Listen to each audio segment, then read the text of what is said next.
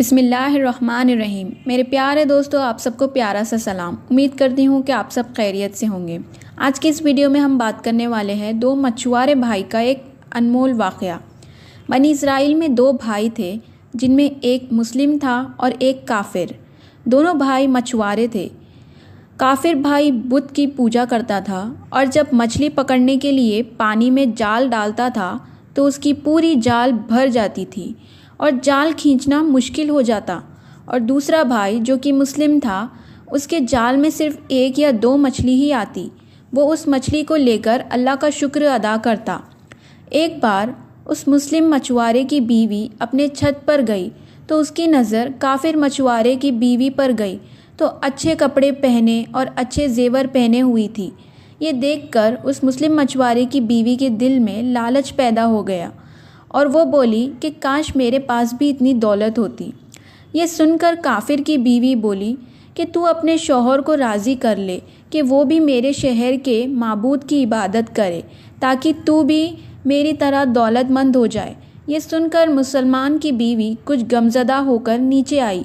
फिर जब उसका शौहर घर आया तो उसने अपनी बीवी को गमज़दा देखकर उससे पूछा कि क्या बात है, तुम इतनी उदास क्यों हो? तो उसकी बीवी बोली कि या तो तुम मुझे तलाक दे दो या तुम अपने भाई के माबूद की इबादत करने लगो। ये सुनकर उसके शौहर ने कहा कि ए अल्लाह की बंदी, क्या तू अल्लाह से नहीं डरती जो तू कुफ्र की बात करती है? तो वो बोली कि बस करो, इतनी बातें मत बनाओ, मैं इस तरह भूखी नंगी नहीं रह सकती। जबकि दूसरी औरतों और तुम्हारे भाई की बीवी को मैं देख रही हूँ कि वो अच्छे अच्छे कपड़े और जेवर पहने रहते हैं। जब उस मुस्लिम मछुआरे ने देखा कि उसकी बीवी ज़िद पर आ गई है और वो नहीं समझ रही तो उसने उसे कहा कि ठीक है, तुम परेशान मत हो, कल से मैं मज़दूरी करूँगा और खूब मेहनत करूँगा और मैं तुम्हें रोज़ाना 2 दिरहम देता रहूँगा। उन 2 दिरहम से तुम अपनी ज़रूरत की चीज़ें धीरे धीरे करके ख़रीद लेना। ये सुनकर उस औरत को तसल्ली मिली। सुबह सुबह वो मुस्लिम अपने घर से मज़दूरी की तलाश में निकला, लेकिन कहीं भी उसे कोई काम नहीं मिला। वो इधर उधर फिरता रहा, लेकिन किसी ने भी उसकी मदद नहीं की।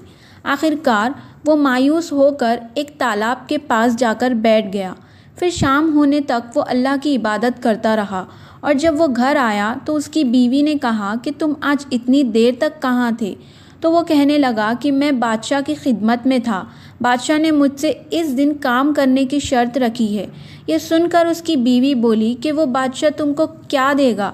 तो उसने जवाब दिया, मेरा बादशाह बड़ा करीम है और उसके ख़जाने खूब दौलत से भरे हुए हैं। वो मुझे वो सब देगा जो मैं उससे मांगूंगा। फिर वो इसी तरह अपने खुदा की इबादत में लगा रहा। जब तीसरी रात हुई तो उसकी बीवी ने कहा कि अगर तुमने कल मुझे दिरहम नहीं ला कर दिए तो तुम मुझे तलाक दे देना। ये सुनकर उसका शौहर बहुत दुख हुआ और फिर वो अगले दिन एक यहूदी के पास गया और उससे कहा कि क्या तुम मुझे अपने पास मज़दूरी पे लगा लोगे? ये सुनकर उस यहूदी ने कहा, हाँ, मैं तुम्हें मज़दूरी पर लगा लूँगा, मगर एक शर्त है कि मेरे पास तुम्हारे खाने पीने का कोई इंतज़ाम नहीं होगा। ये सुनकर उसने उस यहूदी की शर्त मान ली और रोज़े की नीयत करके वो उसके साथ मज़दूरी पे चला गया। उधर दूसरी तरफ एक आदमी उसकी बीवी के पास गया। उसका दरवाज़ा खटखटाया तो उसकी बीवी बाहर निकली तो उस आदमी ने उसकी बीवी को 29 अशरफियाँ दिए। उससे कहा कि ये तुम्हारे शौहर की मज़दूरी है। तुम्हारा शौहर 29 दिन से बादशाह की खिदमत में था और फिर तुम्हारे शौहर ने बादशाह को छोड़ दिया। अगर वो 30वें दिन भी बादशाह की खिदमत में जाता तो उसे बहुत कुछ मिल जाता, लेकिन वो एक यहूदी के पास चला गया। अगर वो हमेशा बादशाह की खिदमत करता तो उसे हमेशा इनाम इकराम मिलता। बस ये लो 29 अशरफी, अगर वो आज भी आता तो 30 अशरफी मिलते।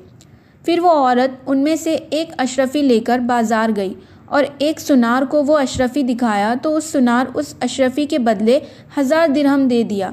जब शाम हुई तो वो आदमी घर आया तो उसकी बीवी ने उससे कहा कि आज तुम कहाँ थे? तो उसने कहा, आज मैं एक यहूदी के साथ काम पर था। तो उसकी बीवी ने कहा कि आखिर तुम बादशाह की खिदमत छोड़कर किसी और की खिदमत क्यों करते हो? फिर उसने अपने शौहर को अशरफियों का वाक़या सुनाया, जिसको सुनकर वो आदमी रोते रोते बेहोश हो गया। जब उसे होश आया तो वो अपनी बीवी से कहने लगा कि अफ़सोस मानो, दोनों जहां के बादशाह की खिदमत को अपने ऊपर लाजिम ना किया। उसके बाद उस आदमी ने अपनी बीवी को छोड़ दिया और पहाड़ों पर चला गया, जहां खुद की इबादत करके अपनी सारी ज़िंदगी गुजार दी और वहीं उसका इंतकाल भी हो गया। सबक दोस्तों, अल्लाह के ख़ज़ानों में कोई कमी नहीं, वो अपने बंदों को उसकी इबादत का सिला ज़रूर देता है। अल्लाह के यहाँ देर है मगर अंधेर नहीं, वो अपने बंदों को कभी नहीं भूलता। अल्लाह ताला हम सब को अल्लाह का शुक्र के साथ ज़िंदगी गुजारने की तौफ़ीक अता फ़रमाए, आमीन। दोस्तों, अगर आप सबको ये वीडियो अच्छा लगे तो हमारे चैनल को लाइक करें, शेयर करें और सब्सक्राइब करना ना भूलें।